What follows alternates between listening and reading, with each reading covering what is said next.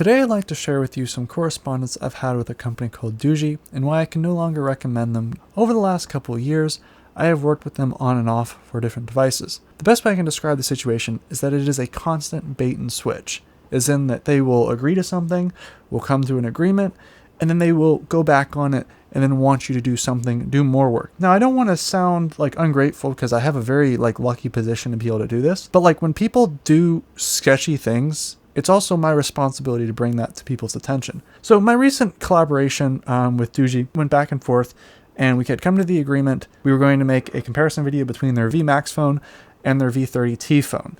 And that was going to be for one video, and I thought that'd be pretty good. I'm trying to expand my review area and trying to expand into some things that I'm not normally used to. So I get the package, and the package only has the VMAX in it. It doesn't have the V30T.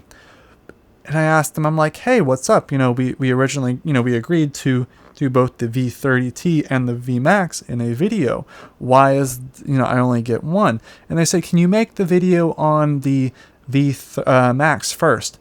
Oh, but you're reading this and you're going, but she said it was not in stock. I will introduce you to the Control F. And we're going to search stock up here. And what do you know, the first instance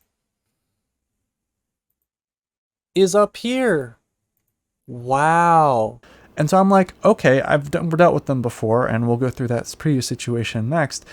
So I was like, I'll make the video, and I'll post it to my review channel, which is a separate channel. Talked with them, made sure they were okay that we were posting it, and I said, hey, you want me to post this video to the main channel? I'm willing to post both the review video of the VMAX and the V30T to Jay's Tech Vault when the V30T arrives. And then I basically said, would you be okay with, for the meantime, me posting the video to my review channel, the small review channel that I have?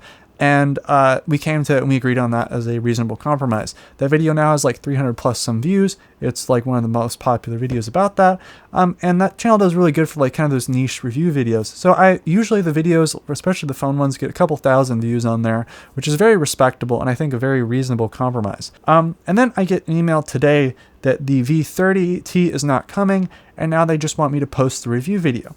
Now, as you can see, this has been a logical progression of basically promising one thing, not delivering, and then wanting me to do even additional stuff. Now, previously, in my previous situation with the company Doogee, they agreed to make one integration into one of the videos on Jay's Tech Vault. That means a 2-minute clip that I went through and kind of talk about two phones, the V20 and the S98 Pro. Instead, I thought, this is a nice company I'd probably want to work with. I went through and I made a dedicated review video on the Review Vault channel, the small review channel that has multiple thousands of views. And I also made the integration with one of the phones. And I had kind of planned to make the integration with another phone to basically offer 3 times as much as I was originally agreed to, out of, just trying to be a good person to work with the company.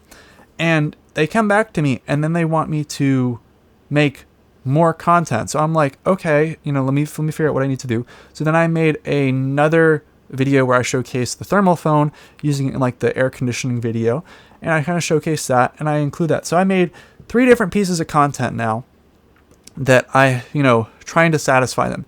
And then they come back to me and then they want me to make an additional 2 dedicated review videos where, a whole dedicated video on Jay's Tech Vault talking about each of these phones after I've made a review video and I've made 2 integrations. So keep in mind, we only agreed to make one 2-minute clip on a single video. And now I already went ahead and went above and beyond, and now they want me to do even more. So that's 5 pieces of content throughout different videos, which is absolutely insane.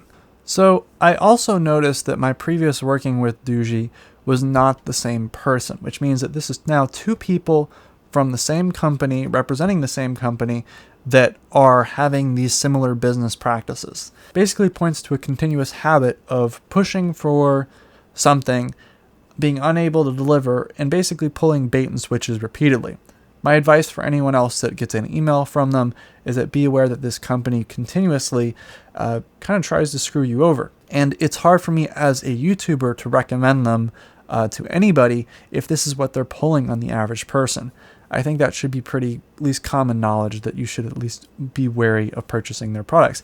In comparison, I've worked with Alcatel for a lot of their phone reviews, they have been wanting them on the review channel, on the Review Vault channel, and they have been really great to work with. I make the video, I send them video, they like the video. I've even had things that are not great to say about them, and that's okay with them too. So just be comparison where Alcatel makes very similar products. I would be much more willing to recommend Alcatel over Doogee. They make the same kind of products, same rugged phones, all that stuff. Please go with Alcatel because my experience with Doogee is just horrendous, and I personally can't recommend them to anybody. If they're treating the person that's the media person that's supposed to advertise it for them this way, that really speaks volumes to what their product is probably like, especially the customer service.